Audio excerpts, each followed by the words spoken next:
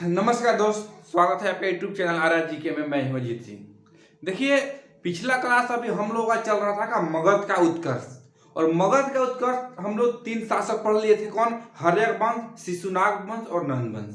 और नंद वंश कंप्लीट कर दिया था। और आपको मैं ये बताया था कि नंद वंश के अंतिम शासक जो घानानंद थे, उनको पराजित करके चंद्रगुप्त मौर्य ने मौर्य वंश का स्थापना करता है। यहां तक आप लोग पिछले वीडियो में पढ़ा चुके हैं, लेकिन जो लोग मगध का उत्कर्ष नहीं देखे हैं वो एक बार वीडियो देख लीजिए। इसके बाद ये बहुत ही बेहतर हो जाएगा समझने के लिए। तो थोड़ा ज्यादा नहीं, थोड़ा सा हम लोग पीछे चलते हैं ताकि ये टॉपिक आपको अच्छा से समझ में आ जाए। तो आज का हमारा टॉपिक क्या है? मौर्य वंश। और मौर्य वंश के अंदर क्या कौन सा चैप्टर पढ़ेंगे? तो मौर्य वंश के अंतर्गत हम पढ़ेंगे चंद्रगुप्त मौर्य। यानी मौर्य वंश में चंद्रगुप्त मौर्य का क्या भूमिका रहा, और इससे एग्जाम में जुड़ी बहुत सारे क्वेश्चन पूछा जाता है। तो आज हमारा टॉपिक रहा क्या? मौर्य वंश। और मौर्य वंश के अंतर्गत हम लोग पढ़ेंगे चंद्रगुप्त मौर्य के बारे में। तो ये टॉपिक अच्छा समझ में आएगा। इसके थोड़ा पीछे हम लोग चलते हैं, जो कल के क्लास किए थे उसके बारे में। तो उसके बाद ये अच्छा समझ में आएगा। देखिए, मैंने क्या बताया था, ये है हमारा क्या मगध, ये हो गया मगध।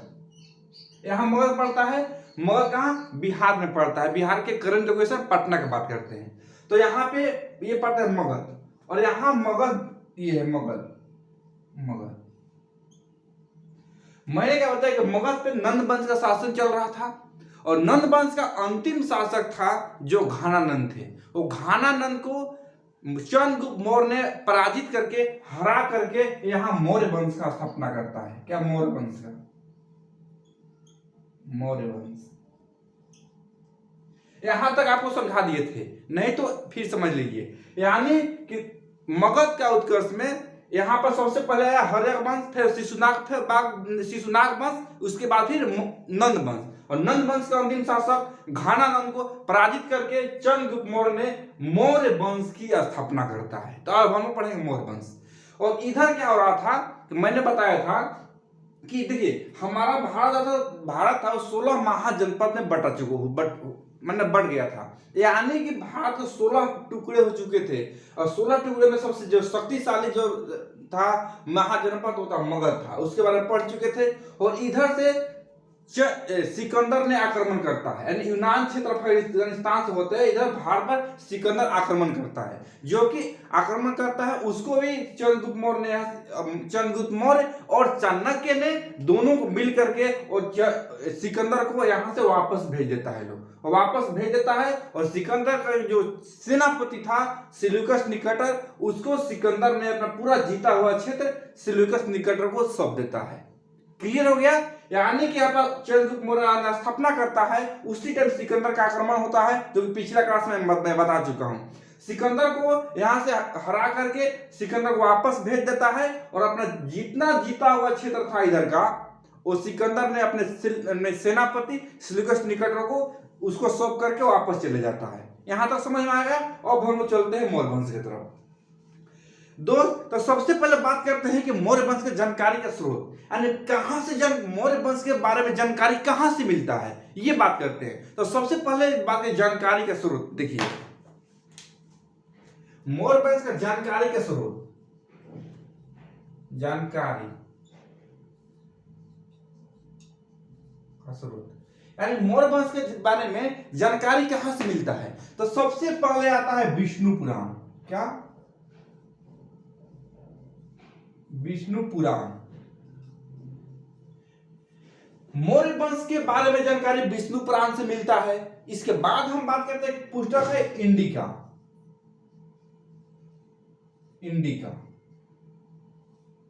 इंडिका पुस्तक से भी मिलता है मौर्य वंश के बारे में जानकारी। और इंडिका पुस्तक के लेखक की बात करें तो मेगास्थनी थे। मेगास्थनी,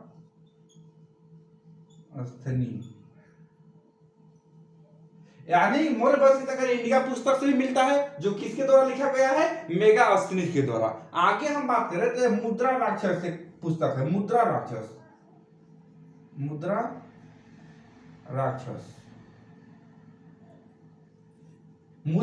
से भी मिलता है। इसका लेखक की बात करें मुद्रा राक्षस के, तो थे विशाख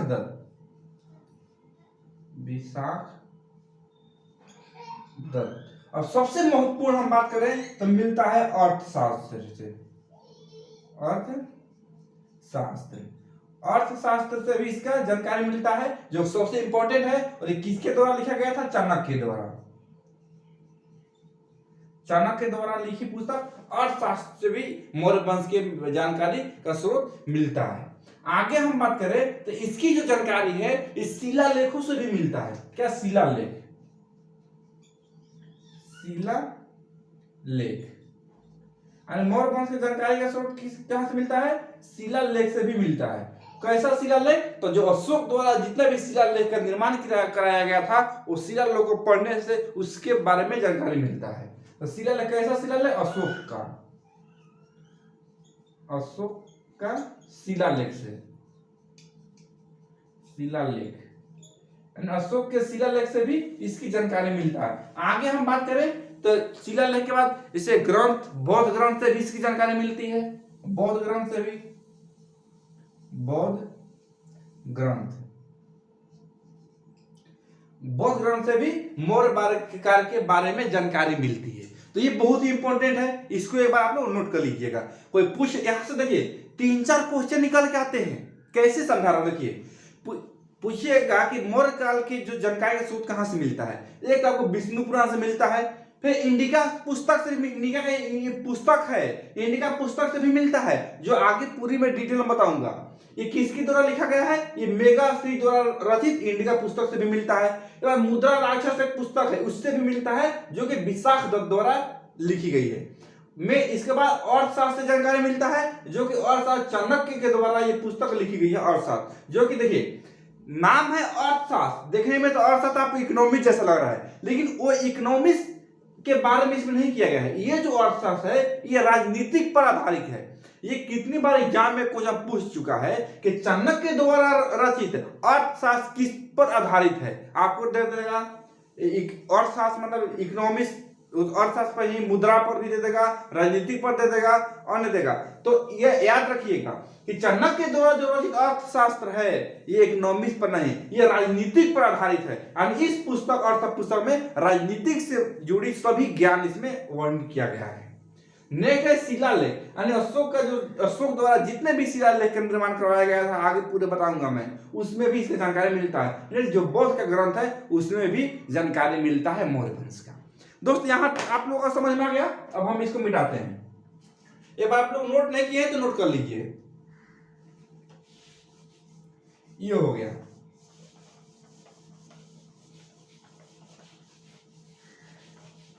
जानकारी का स्रोत ये कहां से इसकी जानकारी मिलती है। और आगे हम लोग बात करते हैं। देखिए ये तो हो गया।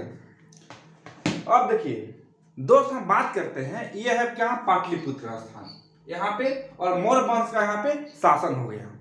तो देखिए जब मौर्य वंश का मैंने क्या बताया, ध्यान देखिए, इसका इतना मजा आने वाला है ना, गारंटी है। आप ध्यान से पढ़िए और क्लास छोड़कर आपको भागने की हिम्मत नहीं करेगा। इतनी आपको एक कहानी के माध्यम से पूरी मौर्य वंश को मैं खत्म करूंगा, और वो कहानी आपको दिल और दिमाग में बैठाएंगे। कैसे? तो देखिए आगे पूरी क्लास देखिए, फुल मजा आएगा, गारंटी है इस बात की।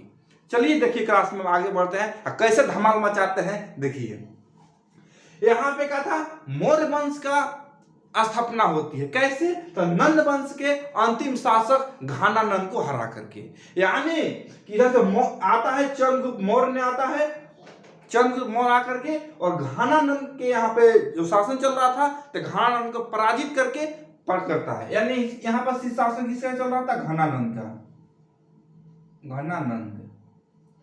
घानानंद को आता है, और ये कहीं कहीं पुस्तक में ये भी बताया जाता है कि चंद्रगुप्त मौर्य ने जो कि चाणक्य को अपमान किया था। किसने? घानानंद ने।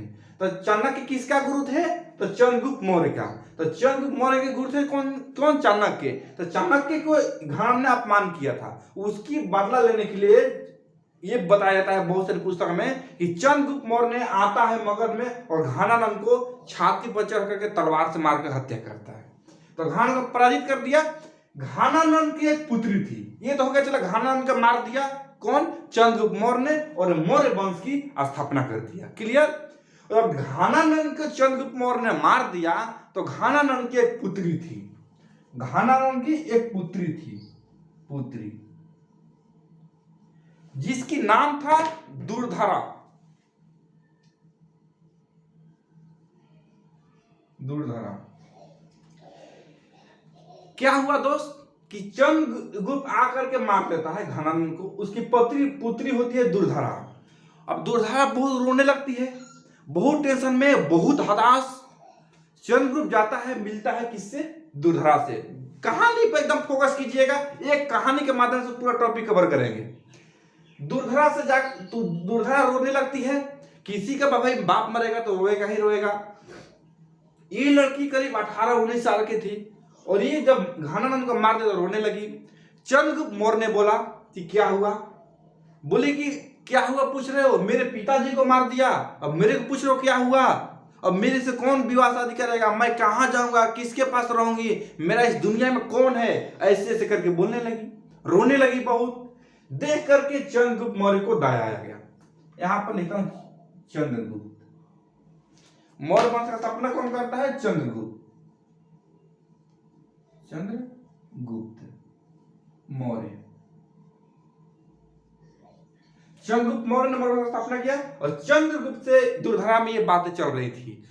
चंद्रगुप्त मौर्य को दया आ गया कि ये बात सही है, लड़की जाएगी कहां कहां दुर्धरा, ये किसके पास जाएगी? इसके बाप ने तो मैं खुद मार दिया। तो परेशान थी, हताश थी। दुर्धरा से चंद्रगुप्त ने बोला कि टेंशन मत लो, मैं हूं, टेंशन लेने की आपको जरूरत नहीं है। बोले कि शादी मेरे से कौन करेगा? मैं करूंगा आपसे शादी और मैं आपको रखूंगा, टेंशन लेने की जरूरत नहीं है। ये बात चंद्रगुप्त मौर्य ने दुर्धरा से बोलता है। लेकिन ये भी बात सोचिए कि चंद्रगुप्त मौर्य के जो गुरु थे यानी प्रधानमंत्री को चाणक्य और राजनीति का पूरा ज्ञान था और चंद्रगुप्त को इतना हिम्मत नहीं था कि अपना मर्जी से दुर्धरा से शादी कर ले। चंद्रगुप्त मौर्य ने अपने जाता है गुरु चाणक्य के पास और चाणक्य के पास जाकर के बोलता है, गुरुजी एक तो बात गड़बड़ है। बोले क्या है बताओ? तो मैंने तो घनानंद को मार दिया और जो पूछ के जो लड़की है दुर्धरा वो रो रही है, बहुत परेशान है, मेरे को बहुत दया आ रहा है उसके ऊपर। ये बात सुनकर के चाणक्य ने बिल्कुल समझ गया कि हाँ चंद्रगुप्त चाहता क्या है। बोला चाणक्य कि हाँ मैं समझ रहा हूं आपकी बात, शादी करना चाहता है ना, कोई बात नहीं, तू शादी कर सकता है, कोई बात नहीं, शादी कर लो, कोई दिक्कत नहीं है, लेकिन एक कंडीशन है। चंद्रगुप्त बोला कि गुरुजी क्या कंडीशन है, बता तो दो। चाणक्य ने बोलता है कि सुनो, तू शादी कर ले, लेकिन जो तेरा पत्नी है ना दुर्धरा, राजनीतिक में कोई भी दखल नहीं देगी। यानी शादी करो, रखो, खिलाओ पिलाओ, घुमाओ, मौज मस्ती, कोई दिक्कत नहीं, लेकिन राजनीतिक में वो कोई भी टांग नहीं अड़ाएगी। यानी कोई भी राजनीतिक क्षेत्र से है तो ये नहीं बोलो कि उसमें टांग नहीं अड़ाएगी, उसको एक्सेप्ट है तो शादी कर लो। आता है चंद्रगुप्त दुर्धरा से पूछता है कि गुरुजी ने तो शादी करने के लिए बोल दिया है, लेकिन ये बोला है कि मेरे राजनीतिक में तुम टांग नहीं, बीच में बाधा नहीं डालोगी। दुर्धरा बोलती है कि मेरे कुछ से क्या मतलब है, बस मेरे तो खाना पीने रहने के काम इतना ही से मतलब है, मेरे को उससे कोई दिक्कत नहीं है। ये बोल करके चंद्रगुप्त मौर्य ने दुर्धरा से शादी कर लेता है और दुर्धरा क्या, दोनों के शादी हो जाता है। चंद्रगुप्त मौर्य दुर्धरा का शादी हो जाता है। क्लियर है यहां तक? अब देखिए शादी तो हो जाता है, ये भी बोला है कि तुम्हारा जो राजनीति में तू बाधा नहीं डालेगी, वो भी एक्सेप्ट कर लिए, दोनों का शादी हो चुका है। तो क्वेश्चन क्या निकला? चंद्रगुप्त मौर्य का पहली विवाह किससे हुआ? दुर्धरा से। क्वेश्चन आएगा कि चंद्रगुप्त मौर्य का क्या पहली शादी किससे हुआ? तो दुर्धरा से। क्वेश्चन पे दुर्धरा कौन थी? तो घनानंद की पुत्री थी। क्लियर? देखिए क्वेश्चन कहां से निकल रहा है, कहानी से निकल के आएगा। क्लियर हो गया दोस्त? बहुत चंद्रगुप्त मौर्य ने, ये तो खत्म हो गया घनानंद। चंद्रगुप्त मौर्य ने यहाँ पर शासन कर रहा था, बहुत अच्छा से शासन चल रहा था, राजा प्रजा सब लोग माने सब लोग सटीक चल रहा था, अच्छा चल, सभी लोग खुश थे।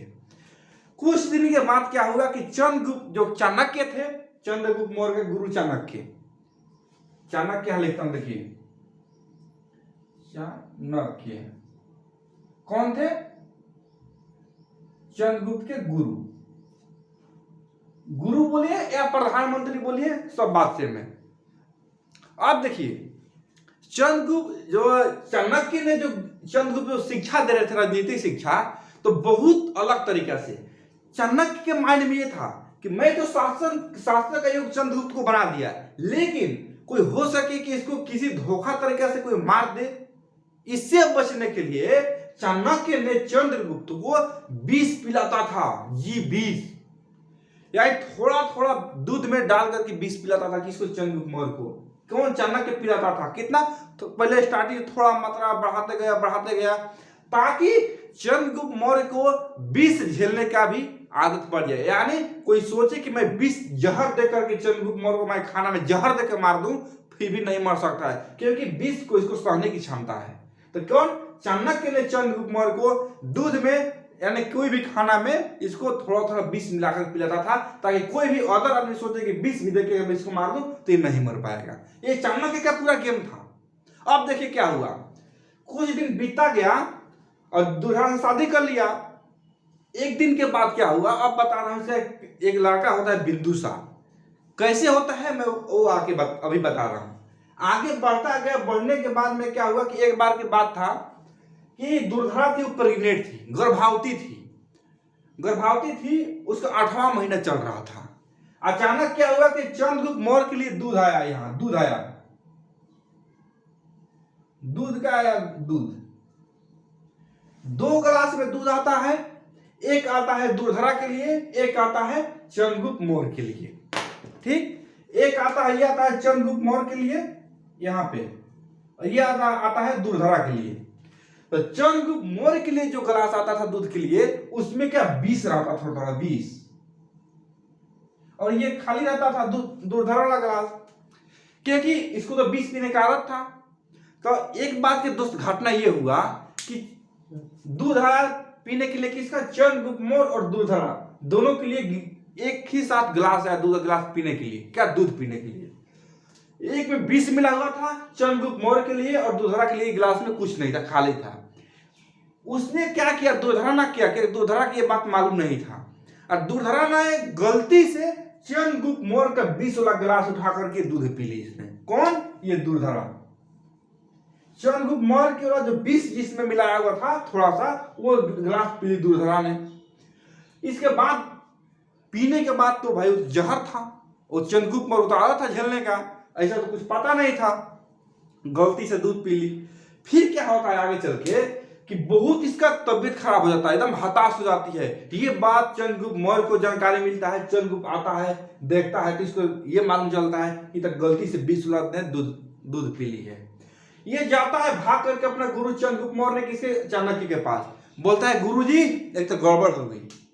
चंद्रगुप्त मौर्य बोला क्या गड़बड़ हुई भाई? तो इसने बोला कि जो दूध का गिलास था वो विष तो दुर्धरा ने पी ली गलती से, उसके बचने का कोई ठिकाना नहीं है। बोला ठीक है। चाणक्य उसे गुरु जी आते हैं, देखते हैं दुर्धरा का तो हाल खराब है, प्रेग्नेंट है, 8वां महीना चल रहा है, अब करे तो क्या करे। लेकिन चाणक्य के अंदर इतना विद्वान था, इतना कूटनीति ज्ञान था कि हर तरह से विकसित था। चाणक्य ने बोलता है कि चंद्रगुप्त मौर्य से सुनो भाई, दुर्धरा और उसका पेट में बढ़ रहा बच्चा 2 है। एक काम है, आप लोग प्रेजेंट में जानते हैं कि अभी ऑपरेशन होता है, उस टाइम ऑपरेशन का जमाना नहीं था, लेकिन चाणक्य के ये बात जानकारी था कि पेट को फाड़ करके भी बच्चा को निकाला जा सकता है। तो चाणक्य बोलता है चंद्रगुप्त मौर्य से सुनो, तुम्हारी जो पत्नी है दुर्धरा ये बचेगी कि नहीं बचेगी इससे कोई गारंटी नहीं है, लेकिन कम से कम एक आदमी तो बच जाए। कहो तो मैं वो भी विद्या जानता हूं ताकि पेट फाड़ करके इसमें एक बच्चे को बचा सकता हूं, कोशिश करूंगा। ऊपर वाला का समर्थ ये, लेकिन कोशिश करूंगा, क्योंकि दुर्धरा तो वैसा लास्ट टाइम चल रहा है, कोई ठीक नहीं है, लेकिन अभी विष नहीं गया है वहां तक, बच्चा अभी बच सकता है। बोला ठीक है। चंद्रगुप्त मौर्य ने दुर्धरा को पेट फाड़ करके और उसका बच्चा निकलता है। जो बच्चा निकलता है, जो बच्चा का जो जन्म होता है इससे, उसका नाम है बिंदुसार। क्या?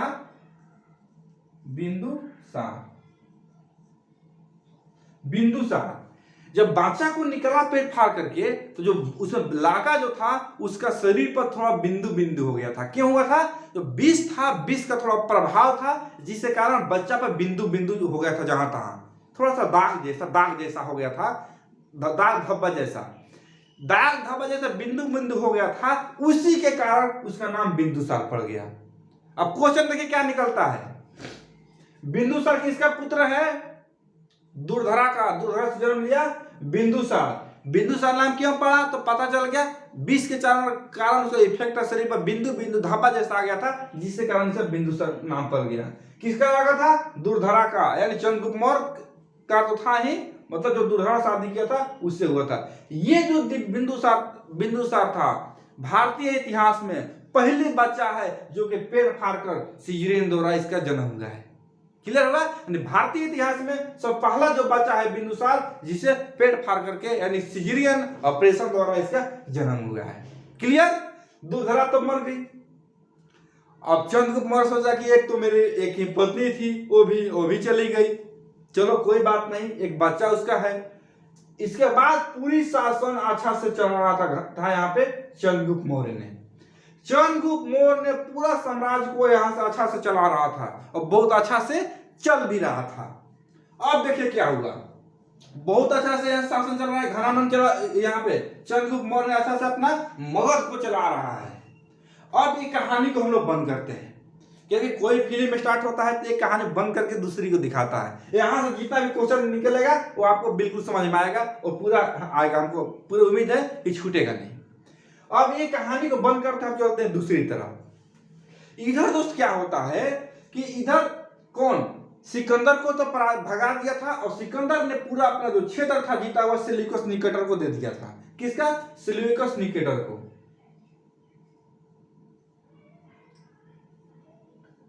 सेल्यूकस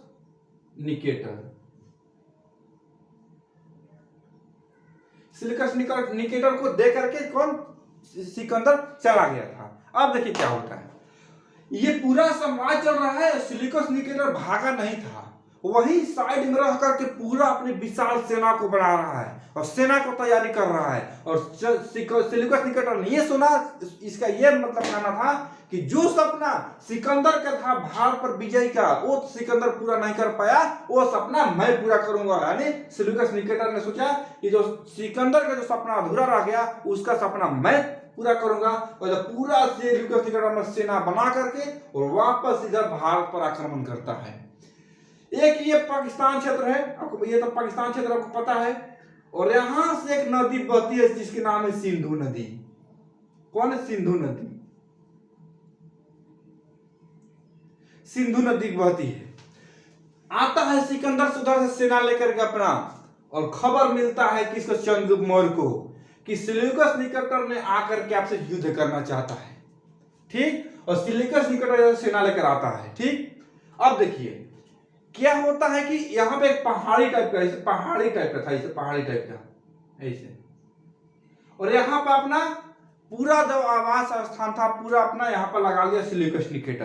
अब पूरा फैमिली के साथ आया था, पूरा फैमिली के साथ पहाड़ी पर यहाँ पर लगा लिया आसन पूरा, और यहाँ से युद्ध हो रहा है, यहाँ पे स्टार्ट हो गया, स्टार्ट होगा युद्ध होना। ठीक, ये बात है 305 ईसा पूर्व की, 305 बीसी, 305 ईसा पूर्व की ये घटना है। क्या हुआ, सेल्यूकस निकेटर ने भारत पर आक्रमण करता है, किसका, पूरा भारत विजयी पाने के लिए आता है, पूरा यहाँ पर अपना सेना यहाँ पर लगाता है और लगा करके युद्ध करना शुरू करता है। यहाँ के एक जगह, यहाँ पे जहाँ सिंधु नदी के क्षेत्र पे, यहां से आता है कौन, चंद्रगुप्त मौर्य। चंद्रगुप्त मौर्य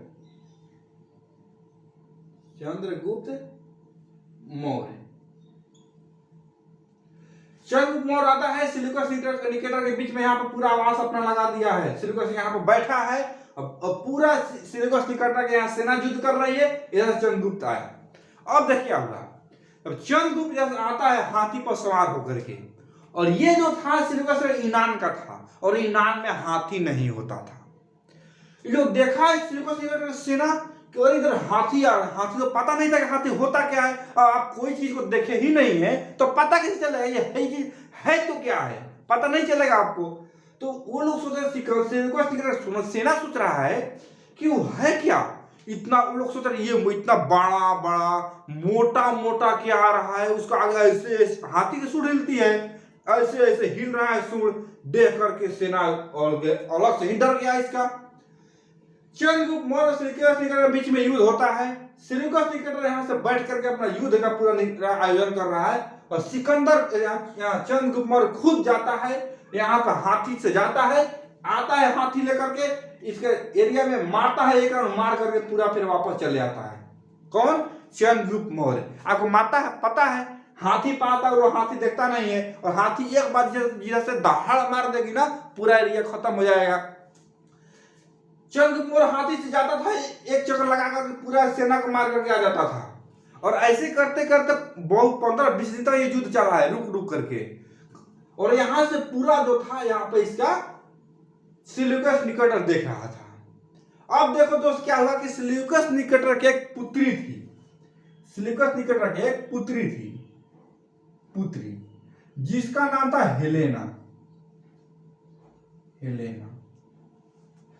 अब होता क्या है कि जो हेलेना थी ना, ये चंद्रगुप्त मौर्य के आकर के यहां से इतना युद्ध करता था, हेलेना उसको बहादुर के देख करके बहुत प्रभावित हो गई, और चंद्रगुप्त आ रहा था युद्ध करने के लिए, तो हेलेना ताली बजा रही थी, वाह वाह। अब सेल्यूकस निकेटर बोल रहा, पुत्री कह रही, तू क्यों ताली बजा रही, तो मेरे दुश्मन है।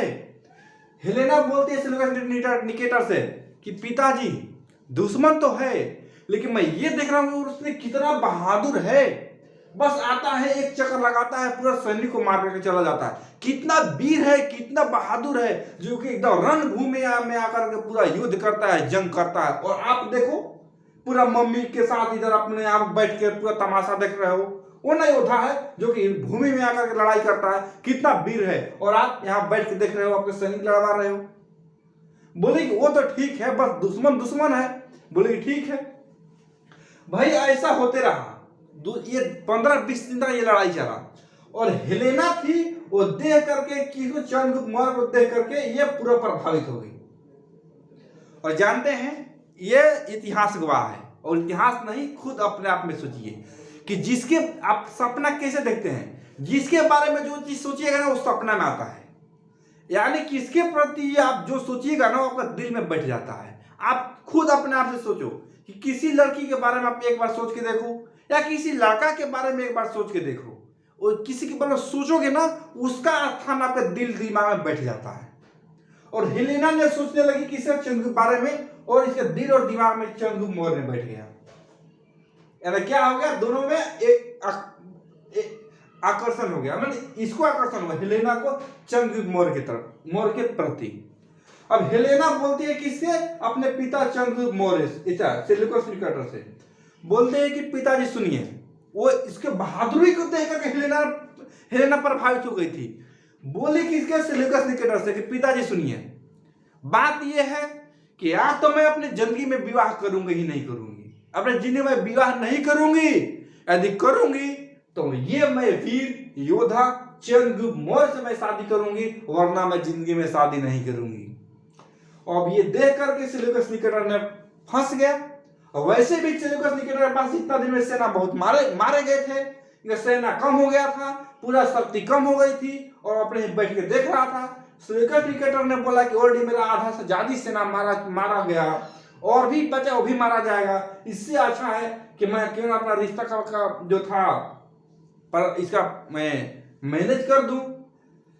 सेल्यूकस निकेटर खुद जाता है चंद्रगुप्त मौर्य के पास, हेलेना की बात सुनकर सेल्यूकस निकेटर जाता है चंद्रगुप्त मौर्य के पास। जाता है तो चंद्रगुप्त मौर्य देखता है अगर सेल्यूकस निकेटर आ रहा है, पूरा तलवार लेकर तैयार होता है कि युद्ध के लिए आ रहा है। सेल्यूकस निकेटर बोलता है, चंद्रगुप्त हमेशा तो लड़ाई झगड़ा में रहता है क्या, थोड़ा बात तो सुन लो। बोला क्या बात है, बोला एक प्रस्ताव लेकर आया हूं। सेल्यूकस निकेटर बोला चंद्रगुप्त मौर्य के, बोला कि क्या प्रस्ताव है, तो पहले मैंने बात सुनो, पहले युद्ध को पहले रुको, मेरा बात सुनो। बोला कि हाँ ठीक है, बात बताओ। लेकिन चंद्रगुप्त मौर्य को राजनीतिक कूट के ज्ञान था, सोच रहा था कि छल से कुछ अलग तो नहीं करने वाला है।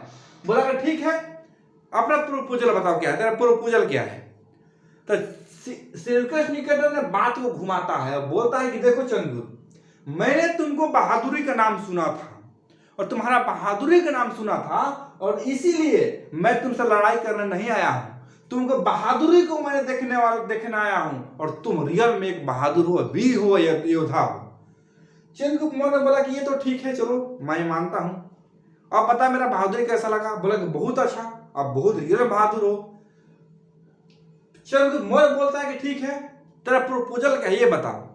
सेल्यूकस निकेटर ने बोलता है कि देखिए प्रपोजल ये है कि मैं अपनी लड़की हेलेना को आपसे विवाह का प्रस्ताव लेकर आया हूं, मैं अपनी लड़की को आपसे शादी करना चाहता हूं। चंद्रगुप्त मौर्य ने भी सोचा कि ये क्या गेम खेल रहा है, लेकिन उससे आधी मारी गई थी। चंद्रगुप्त मौर्य ने कुछ देर सोचा, बोला कि मैं एक्सेप्ट करूं ना करूं, गुरुजी भी है, बोला ठीक है एक्सेप्ट करते हैं, फिर गुरुजी से बताएंगे। जब ये जो सेल्यूकस निकेटर बोला शादी के लिए प्रस्ताव लेकर आया हूं, चंद्रगुप्त ने इसको एक्सेप्ट कर लिया, बोला ठीक है, क्योंकि आपको पता है कि जिसे बोलते हैं ना कि सिर कटे धड़ लड़े वो है भारतीय, किसी के सामने न झुके वो है भारतीय, और किसी का दिल न दुखाए वो है भारतीय। वही है चंद्रगुप्त मौर्य, बोला सेल्यूकस निकेटर मैं आपको दिल को नहीं दिखाऊंगा, ये प्रपोजल मुझे एक्सेप्ट है और हेलेना से मैं शादी कर लूंगा। और फिर पूर्णतः जाकर के चंद्रगुप्त मौर्य और हेलेना के बीच में शादी हो जाता है। यानी ये कहा था यूनान क्षेत्र से था, ये था भारतीय। यानी भारतीय इतिहास में पहला अंतरराष्ट्रीय विवाह होता है, कहा फर्स्ट अंतरराष्ट्रीय शादी,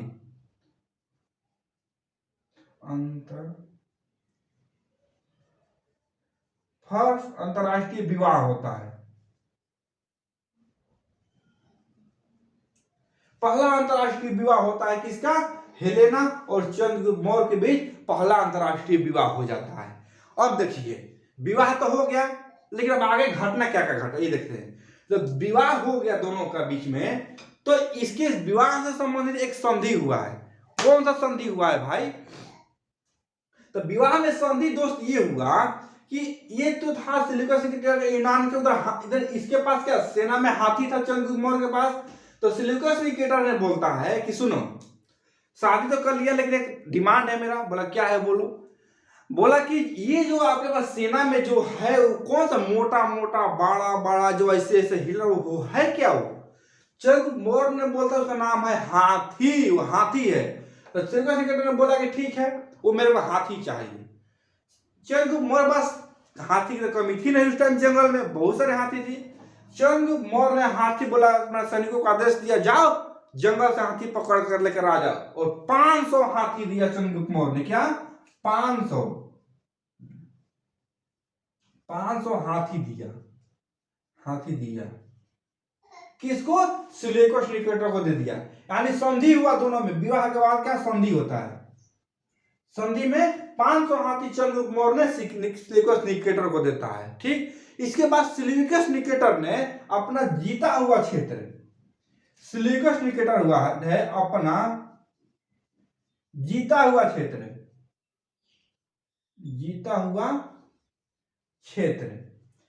पूरा जो कि सिकंदर जो जीत करके जा रहा था जैसे क्षेत्र को, उस जीता हुआ क्षेत्र सेल्यूकस निकेटर को दे दिया था। उसी क्षेत्र को जो काबुल, कंधार, हेरात ये सब जो क्षेत्र था, सेल्यूकस निकेटर ने जो क्षेत्र जीता हुआ था, ये यहाँ का जो क्षेत्र पूरा जीता हुआ था ये वाला, वो पूरा जीता हुआ क्षेत्र अपना क्षेत्र देता है किसका, चंद्रगुप्त मौर्य को। चंद्रगुप्त को पूरा जीता हुआ क्षेत्र दे देता है। इसके बाद और क्या होता है कि देखिए हेलेना से तो चंद्रगुप्त शादी कर लिया, लेकिन सोचने वाली बात है सेल्यूकस निकेटर कहाँ के, यूनान क्षेत्र का रहने वाला था और ये यूनानी बोलती थी, और इसका बात का तो कुछ समझ में चंद्रगुप्त को आ नहीं रहा था। सुंदर थी हेलेना, वो सही बात है, लेकिन हेलेना के बाद चंद्रगुप्त को बात समझ में नहीं आ रहा था। यानी काम इशारा, शादी विवाह हो गया, पत्नी बन गई, और बात इशारा में बातें चल रहा था, तो इशारा में कब तो चलेगा भाई। तो चंद्रगुप्त मौर्य ने बोला कि सुनो भाई, अपना एक जो था मतलब कोई होता है ना एक राजदूत जो कि दोनों तरह की बात को समझता हो, तो अपना तरफ से बोला कि राजदूत मेरे को दे दो, ताकि मैं कुछ दिन तक उसकी सहायता से हेलेना की बात को जान सकूं। तो हेलेना के बात को जानने के लिए सेल्यूकस निकेटर ने जो उसका जो दरबारी था, जिसका नाम था क्या, मेगास्थनीज को उसके दरबार में भेज दिया।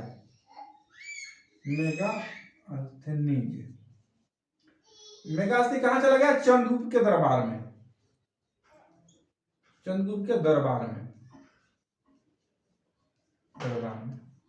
क्लियर हो गया? यानी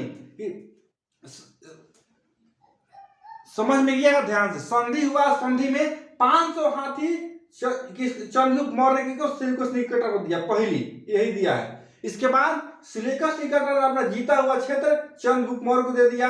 साथ में अपना जो उसका दरबारी थे मेगास्थनीज, वो चंद्रगुप्त मौर्य को दरबार में भेज दिया ताकि हिरणों के बात को समझ सके। अब क्वेश्चन कैसे निकल के आता है? अब क्वेश्चन देखिए, आपसे कोई पूछ देगा कि जो सिलिकस निकेटर और चंद्रगुप्त मौर्य के जो विवाह में संधि हुआ था, वो कितने हाथी चंद्रगुप्त मौर्य ने सिलिकस निकेटर को दिया? तब 500 हाथी दिया। उसके बदले में अब सिलिकस निकेटर ने अपना जीता हुआ क्षेत्र चंद्रगुप्त मौर्य को दे दिया। यानी एक बात जो पाकिस्तान वाला घमंड करता है ना, वो अब आज मैं बात को बताता हूं इसी इतिहास के माध्यम से। यानी जो पूरा पाकिस्तान अफगानिस्तान को क्षेत्र जीता हुआ था, वो जो था मतलब दहेज के तौर पर, ये बोलिए दान के तौर पे, शादी घेरना से हुआ, उसके बाद दहेज के तौर पे, दान के तौर पे ये पूरा ये क्षेत्र था चंद्रगुप्त मौर्य को दे दिया। कौन? सिलिकस निकेटर ने। यानी कि जो हम लोग दहेज का जो क्षेत्र ये मिला हुआ है, उसमें पाकिस्तान अफगानिस्तान, वो हम लोग का दहेज का क्षेत्र है। यानी आज भी जो पाकिस्तानी बोलता है ना, उसको बताओ इतिहास हुआ है, तुम लोग मेरा दहेज में मिला हुआ क्षेत्र में तुमको बसाए हैं।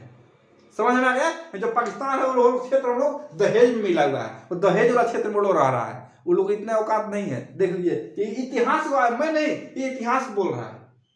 अब देखिए, इधर मेगास्थनी था जो कि सिलिकस निकेटर के दरबार से हट करके चंद्रगुप्त मौर्य के दरबार में आ जाते हैं। दोस्त यहां तक समझ में आया आप लोगों को? एक काम करते हैं, इसको आप लोग स्क्रीनशॉट लीजिए, फिर मैं समझाता हूं।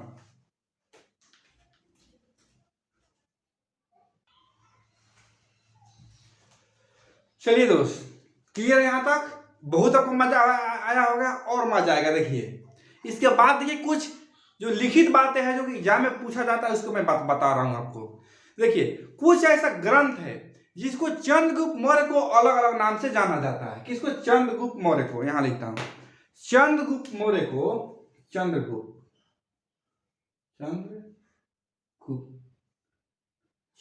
को अलग अलग नाम से जाना जाता है। जैसे बौद्ध और जैन ग्रंथ में यह वर्णित किया गया है कि जो चंद्रगुप्त थे वो क्षत्रिय थे। बौद्ध और जैन ग्रंथ में बताया गया है वो क्षत्रिय हैं।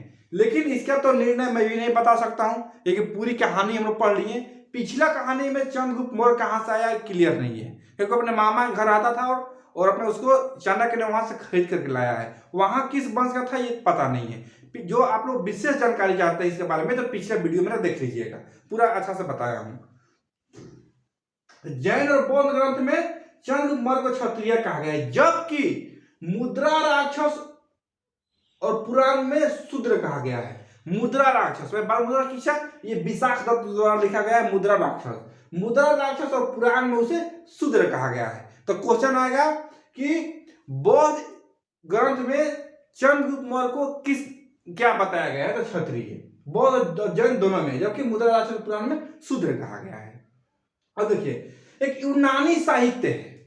यूनानी साहित्य में चंद्रगुप्त मौर्य को एंट्रोकोटस एवं सेंट्रोकोटस के नाम से जाना जाता है। ये बहुत ही इंपॉर्टेंट है, आईएमपी इंपॉर्टेंट, बहुत ही इंपॉर्टेंट प्रश्न है ये, बहुत इंपॉर्टेंट प्रश्न का। यूनानी साहित्य में से सेंट्रोकोटस एवं एंट्रोकोटस के नाम से जाना जाता है। तो क्वेश्चन पूछेगा कि सेंट्रोकोटस के नाम से किससे जाना जाता है? ऑप्शन में रहेगा चंद्रगुप्त मौर्य, बिंदुसार, बिंबिसार, अशोक, ऐसा ऑप्शन रहेगा। तो क्या मारेगा? चंद्रगुप्त मौर्य। चंद्रगुप्त मौर्य को एंट्रोकोटस तथा सेंट्रोकोटस के नाम से जाना जाता है। अब बताइए, एंट्रोकोटस और सेंट्रोकोटस के नाम से जाना जाता है, खोज कौन किया? तो इसका खोज विलियम जोन्स ने किया है। क्लियर है? आपको समझ में आया? फिर समझिए, चंद्रगुप्त मौर्य को बौद्ध तथा जैन ग्रंथ में क्षत्रिय कहा गया है, जबकि मुद्रा राक्षस और पुराण में चंद्रगुप्त मौर्य को शूद्र बताया गया है। इसके बाद अगर हम यूनानी साहित्य का, तो यूनानी साहित्य में चंद्रगुप्त मौर्य को सेंट्रोकोटस तथा एंट्रोकोटस के नाम से जाना जाता है। और इसे हम खोज की बात करें, ये सेंट्रोकोटस तथा एंट्रोकोटस के नाम से जो जाना जाता है, खोज किसने किया? तो इसका खोज विलियम जोन्स ने किया है। तो बहुत ही इंपॉर्टेंट क्वेश्चन है। यानी सेंट्रोकोटस एंट्रोकोटस के नाम से किससे जाना जाता है? तो चंद्रगुप्त मौर्य को जाना जाता है। क्लियर है? अब देखिए आगे आगे बताता हूं आपको, इसको मैं पहले मिटाता हूं।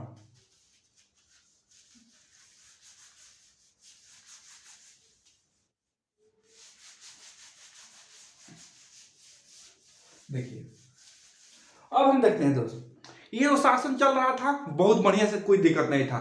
चंद्रगुप्त मौर्य ने बहुत अच्छा से शासन चला रहा था। एक बार के घटना आया कि मगध में अकाल पड़ गया। क्या अकाल पड़ गया? बारिश नहीं हो रही है, प्रजा के पास खाने पीने का वस्तु नहीं मिल रहे हैं, बहुत सारी समस्या आ गया। उसके बाद देख वहां पे एक व्यक्ति थे जिसका नाम है भद्रबाहु। क्या? भद्रबाहु। भद्रबाहु जो कि जैन धर्म के थे, जैन धर्म का, जैन धर्म का व्यक्ति थे जिसका नाम था भद्रबाहु, जो कि जैन धर्म के थे। अकाल पड़ गया तो भद्रबाहु ने हिम्मत जुटाया, बोला चंद्रगुप्त मौर्य से जितना अकाल पड़ा है ना, यह सबका दोषी चंद्रगुप्त मौर्य आप हो। बोला कैसे? तो आपने बहुत पाप किया है, बहुत गलती किया है, जिसके कारण मगध में अकाल पड़ गया। भद्रबाहु बोलता है चंद्रगुप्त मौर्य से, चंद्रगुप्त मौर्य अरे मैं पापी कैसे? कैसे मैं पाप किया? क्या पाप किया बताओ? भद्रबाहु बोलता है कि अकाल पड़ गया, आप एक राजा हो ना, राजा हो तो बताओ, आपको एक नक्षत्र का ज्ञान होना चाहिए कि किस नक्षत्र में बारिश होगा नहीं होगा, कैसे होगा, नक्षत्र ज्ञान होना चाहिए। नक्षत्र ज्ञान होने से आप पहले से व्यवस्था करके रखते। बताइए, आपने दुर्धरा का पिता घृणा को आपने जान से मार दिया, क्या वो पाप नहीं है? भले ही आपका दुश्मन है, वो पाप है कि किसी को जान से मारना पाप नहीं है? आपका ना नक्षत्र ज्ञान है और ना ही आपका कोई अलग से कुछ इसके बारे में ज्ञान है, आप कितना पाप किया बताओ? चंद्रगुप्त मौर्य ने सोचा कि अरे यार तू सही कह रहा है, चल मैंने पाप किया, तेरा बात मान लिया, लेकिन ये पाप कटेगा कैसे? भद्रबाहु बताता है कि सुनो, पाप तो कटने का उपाय है। तो क्या बोला कि आपने सलेखना विधि का उपयोग किए। क्या सलेखना विधि? सलेखना क्या है मैं बताता हूं। सलेखना विधि से पूजा कीजिए, पूजा करें। कहा आप सलेखना विधि से पूजा करें। सलेखना क्या होता है? एक भूखे उपवास रहकर, उपवास रह करके आपने भगवान को पूजा करे, प्रार्थना करे, ताकि बारिश हो और हम लोग सब तरह से अच्छा से हम लोग चल सके। भद्रबाहु को बात मानते हुए चंद्रगुप्त मौर्य ने सलेखना विधि का उपयोग करके उपवास रह करके और चला गया, पूरा प्रार्थना कर रहा है भगवान को। लेकिन ये गलत है। मान लीजिए आपके राजा प्रजा मर रहे हैं, खाने भी है, तो आप जाए आप भूखे पेश रह कर प्रार्थना कीजिए, करने से क्या वो जी जाएगा थोड़े ना। बट उसके बात करके मतलब ये जो भद्रबाहु शिक्षा दिया ना इनको, चंद्रगुप्त मौर्य को, ये शिक्षा बहुत लीन हो गया। कौन? चंद्रगुप्त मौर्य।